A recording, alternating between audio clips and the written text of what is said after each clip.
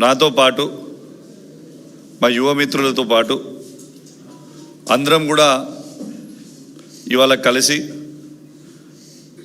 ఈ తెలంగాణ రాష్ట్రంలో రేవంత్ రెడ్డి గారు ఏ విధంగా యువతని మోసం చేసిండో 18 తారీఖున కేటీఆర్ గారి నాయకత్వంలో సభ పెట్టడం జరుగుతూ ఉంది. ఏ విధంగా అయితే రేవంత్ రెడ్డి గారు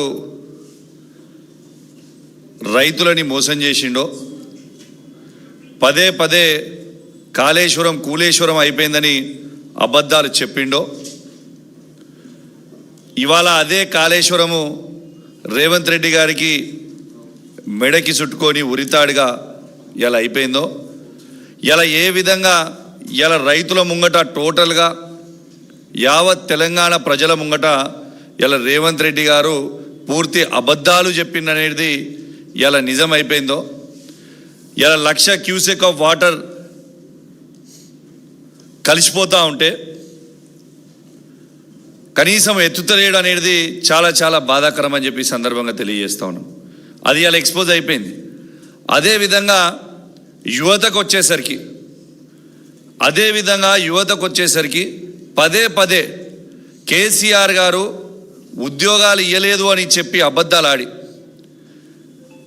దాన్ని నిజం చేయించే ప్రయత్నం చేసిండు రేవంత్ రెడ్డి గారు. కానీ ఇంతకుముందు ఎన్నోసార్లు చెప్పినా, అసెంబ్లీ సాక్షిగా కూడా చెప్పిన, ఈ భారతదేశ చరిత్రలోనే గవర్నమెంట్ ఉద్యోగాలు ఇచ్చింది 2,32,000 ఉద్యోగాలకి నోటిఫికేషన్ ఇచ్చింది కేసీఆర్ గారే అని చెప్పక తప్పదని చెప్పి సందర్భంగా తెలియజేస్తా ఉన్నాను. అందులో 1,67,000 ఉద్యోగాల్ని కేసీఆర్ గారు ప్రభుత్వం ఉన్నప్పుడే నింపుకున్నారు. మొన్న 60,000 ఉద్యోగాలు కూడా కేసీఆర్ గారివే ఇచ్చిన నోటిఫికేషన్ తెలుసు. ఇలా కేసీఆర్ గారు గవర్నమెంట్ ఉద్యోగాలే కాకుండా ఇలా ప్రైవేట్ రంగాల్లో కూడా ఇలా బెంగళూరు కంటే ఎక్కువగా ఇలా 10 లక్షల ప్రైవేట్ ఉద్యోగాలు కూడా కల్పించింది ఆనాడు కేసీఆర్ గారు, కేటీఆర్ గారు అని పదే పదే ఇప్పటివరకు మేము చెప్పడం జరిగింది. కానీ దాని అబద్ధాలు చెప్పే ప్రయత్నం చేసిండు. ఇలా అంతా అర్థమైపోయింది. ఇలా యూత్ డిక్లరేషన్ అని అదే సరూర్ నగర్లో పెట్టి, ఆ సరూర్ నగర్లో ఏమని డిక్లేర్ చేసిరు వాళ్ళు ఆ రోజు, సంవత్సరం లోపల 2 లక్షల ఉద్యోగాలు ఇస్తాము. సంవత్సరం అయిపోయింది, 2 సంవత్సరాలు అయిపోయింది, ఇది 3వ సంవత్సరం కూడా, ఇంకొక 6 నెలలు అయితే 3వ సంవత్సరం కూడా అయిపోతాయి. ఎక్కడవే నేను 2 లక్షల ఉద్యోగాలు పట్టుమని 10,000 ఉద్యోగాలు కూడా ఇవ్వలేకపోయిన పరిస్థితి.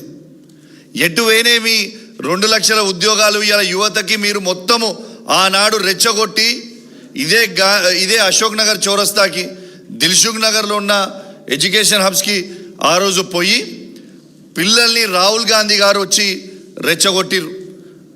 ఆ రోజు రెచ్చగొట్టి పదే పదే చెప్పిండ్రు, మేము 2 లక్షల ఉద్యోగాలు ఇస్తున్నాము, మీరు ఎటు పరిస్థితిలో 2 ఉద్యోగాలు మీరు ఊడగొడితే మేము 2 లక్షల ఉద్యోగాలు ఇస్తామని చెప్పి ఆ రోజు రాహుల్ గాంధీ గారు, రేవంత్ రెడ్డి గారు చెప్పారు. ఎక్కడ వేరియాల?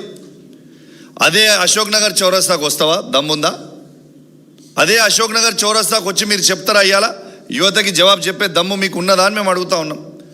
ఖచ్చితంగా రేపు కేటీఆర్ గారి నాయకత్వంలో, కేసీఆర్ గారి ఆదేశాల మేరకు కేటీఆర్ గారి నాయకత్వంలో ఇలా సరూర్ నగర్లో బరాబర్ ఇలా సేమ్ యూత్ మీటింగ్ ఎక్కడైతే వాళ్ళు పెట్టినరో అదే సరూర్ నగర్ స్టేడియంలో రేపు వేలాది మంది 18 తారీఖున వేలాది మంది పొద్దున 10 గంటలకి వేలాది మంది యువతతోని ఇలా సభ పెట్టబోతా ఉన్నాం.